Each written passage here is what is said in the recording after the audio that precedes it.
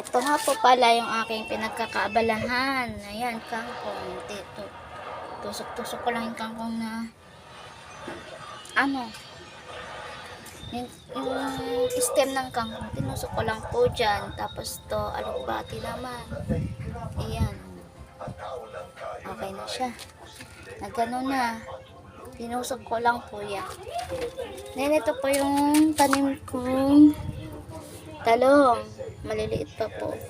Tapos iyan, yung siling panigang po, yung pangsigang po yan. Tapos ito okra, may ano na po siya. Ayan. Nilagyan ko po ng ano, yung itlog po, yung balat po ng itlog. Ayan po yun. Well, tapos, may mga seedlings po ako dito sa luyot. Yan, konti lang tumubo kasi